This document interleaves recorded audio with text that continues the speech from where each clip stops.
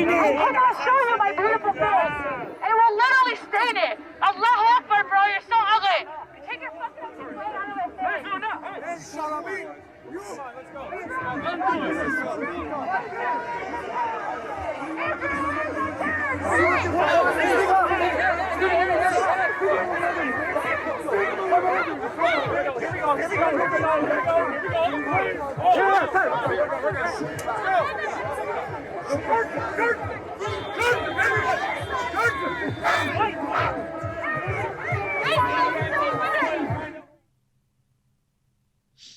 That's crazy. It's crazy. How did the police let them get so close? Look at the street. It's just full of protesters from either side, and they've got a handful of police doing next to nothing. This is crazy. People have a right to protest, but protesting at a place of worship, there's something fundamentally unpalatable about it, particularly if your protest has nothing to do with anything legitimate. Like, this is just good old, age-old, as old as time, nothing new under the sun anti-Semitism. This has nothing to do with Israel. If it were, they wouldn't be protesting at a synagogue in the Greater Toronto area. And yet, where are our politicians? There are a handful of them weighing in against it. But then there's Justin Trudeau. He only weighs in to denounce these sorts of things when it's inconvenient. We've got a clip from Justin Trudeau. He's apparently reacting to the fact that his meeting with Italy's very conservative prime minister was canceled thanks to these pro-Hamas protesters. I bet he was actually quite relieved that that he didn't have to meet with a conservative woman that he couldn't boss around. It was probably just, he's probably thanking his lucky stars that the pro-Hamas protesters turned up at that meeting. But let's hear what he has to say. Is it going to be a strong denunciation of anti-Semitic mobs on the streets of Canada's most populous city, or something more Trudeaupian? Let's listen. Can you comment about some of the protests that we've been seeing across the country in relation to the Israel-Hamas war, but particularly in Toronto? I mean, you had experience with this last weekend where your event was canceled, and a lot of people were upset about that, upset how Toronto police has talked about the hostility and confrontation between police and protesters now. What specifically is your government, if anything, going to do about this, or are these protests just allowed to happen in our country because it's a free country?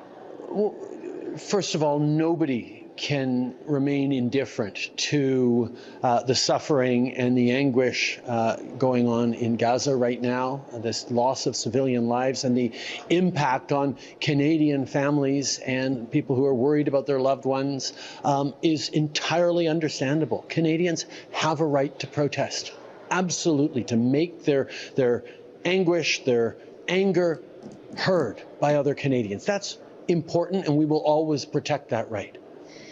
But when the protests turn to hatred or to acts of harassment, particularly against fellow Canadians, there's a line that's crossed. I've heard from too many members of the Jewish community, particularly, who are seeing their synagogues, their community centers, their neighborhoods protested, who feel unsafe in their own country. I know Canadians have very strong feelings about this conflict, and rightly so. There are horrible things that we are seeing. But it is not who we are to take it out on our fellow Canadians. Absolutely, there are things to be outraged about, things that people need to continue to protest about. But hateful or harassing behavior, particularly against neighbors, is not what we do here in Canada.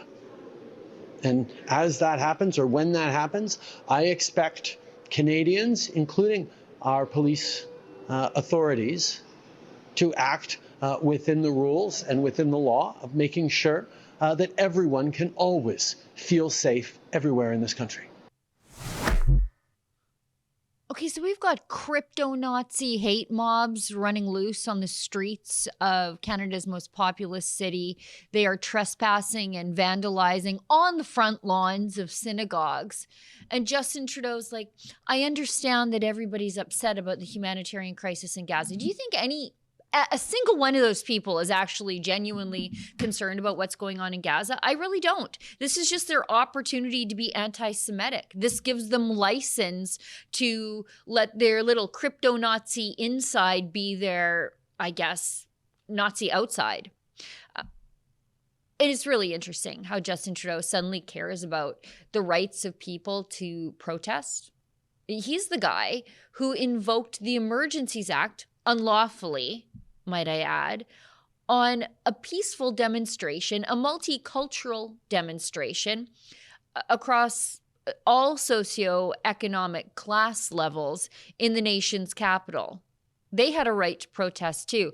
They certainly weren't protesting and snatching flags away from Jewish Canadians. They weren't protesting at synagogues, although Justin Trudeau was more than happy to call them fascists and call them hateful and call them fringe radicals. We now have real mobs of fringe radicals on the streets of Canada, and Justin Trudeau is basically saying, well, you know, everybody, we can understand. Once again, he can understand why people are doing these things in the same way that he could understand how people were burning churches and vandalizing Christian places of worship for an entire summer after he whipped up a rage mob against Christians. Same thing. He can empathize. He can understand. But basically, could you tone it down a little because you're getting my meetings canceled?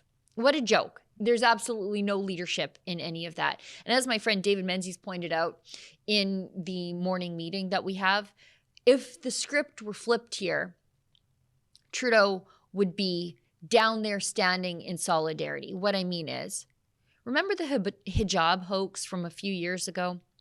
A little Muslim girl said that an Asian man snipped at her hijab with some scissors as he was walking down the street. It was a hoax. None of it was real. But Justin Trudeau took to Twitter to denounce it, say he stood in solidarity with the girl. Like, it was wild, the amount of support that the Liberals provided to the Muslim community, and it was all fake. None of it was real. And yet, Justin Trudeau, a normal prime minister, would be there down at the Thornhill Synagogue.